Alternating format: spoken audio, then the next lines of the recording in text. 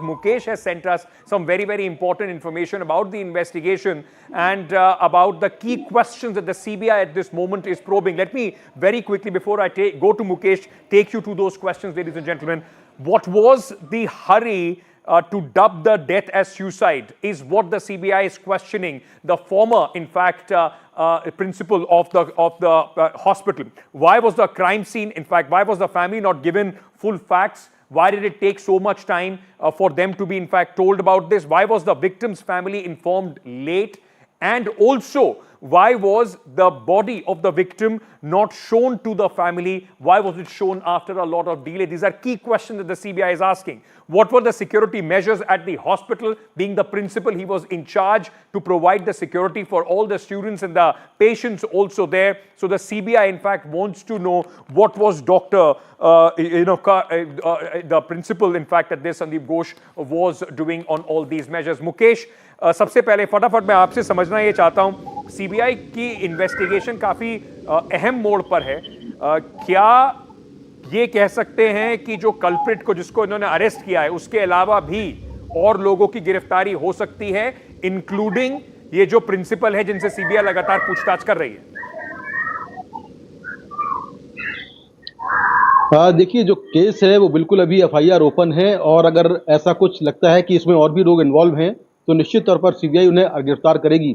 लेकिन सीबीआई ने जो आरोपी संजय रॉय है उसका जो साइकोलॉजिकल टेस्ट करवाया है, उस टेस्ट में कुछ उसके स्टेटमेंट हैं वो अलग अलग आए हैं और ऐसा लगता है कि वो कुछ छिपा रहा है। इसीलिए सीबीआई ने आज कोलकाता के डिस्ट्रिक्ट कोर्ट में उसके पॉलीग्राफ टेस्ट यानी कि लाई डिटेक्टर टेस्ट के लिए एक एप्लीकेशन लगाई थी और कोर्ट ने लाई डिटेक्टर टेस्ट के लिए जो परमिशन है वो ग्रांट कर दी है और बहुत जल्दी ही आरोपी संजय राय का लाई डिटेक्टर टेस्ट करवाया जाएगा, जिससे ये मालूम चल पाए कि क्या वो झूठ बोल रहा है, क्या वो छिपा रहा है। ऐसी कोई इन्वेस्टिगेशन में सीबीआई को लीड मिल सकती है इस टेस्ट से।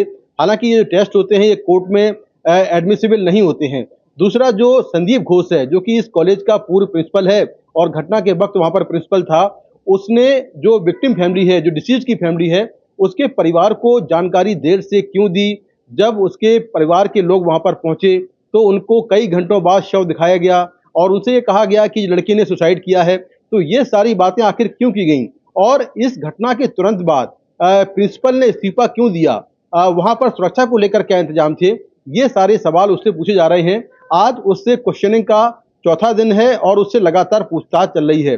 वहीं पर जहां लोकेशन है, जहां ये घटना हुई थी, उस सेमिनार हॉल के ऊपर जो छत है, छत पर जाकर सीबीआई डिजिटल मैपिंग कर रही है, जिसके जरिए ये मालूम चल पाए कि क्या जो छत है उसके जरिए, सीढ़ियों के जरिए कोई नीचे आया था उस वक्त, क्या इसमें और भी लोग इन्वॉल्व हैं। तो सीबीआई इस पूरे मामले में गैंगरेप के एंगल से भी जांच कर रही है और ये प्रूव करने की कोशिश कर रही है कि क्या इसमें संजय रॉय के अलावा कुछ और लोग भी इन्वॉल्व हैं।